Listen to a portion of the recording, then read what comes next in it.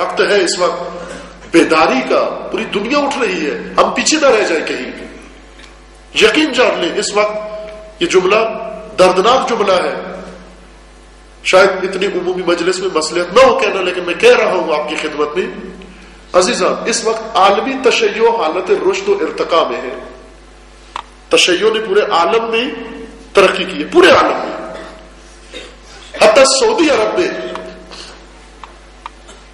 توجہ فرمائیں، سعودی عرب میں قطیف شہر میں شیعہ علاقہ ہے. سعودی حکومت کا تو اندازہ ہے آپ کو، اور خصوصاً شیعوں کے حوالے سے ان کی پالیسی کا بھی آپ کو اندازہ ہے بخوبی.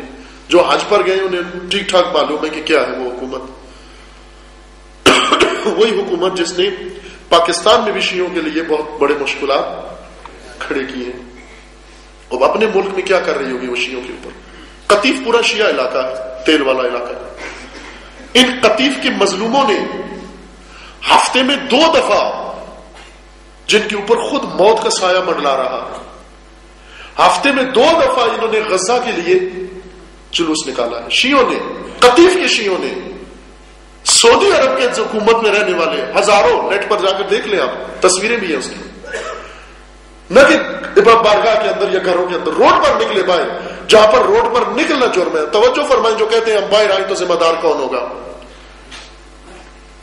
قطیف کے یہ مظلوم شیعہ 2 دفعہ غزہ کے اور حماس کی حمایت کے لیے، فلسطینیوں کی حمایت کے لیے باہر آئے ہیں، اور باہر آنے کا خمیازہ یہ بھگتا ہے انہوں نے.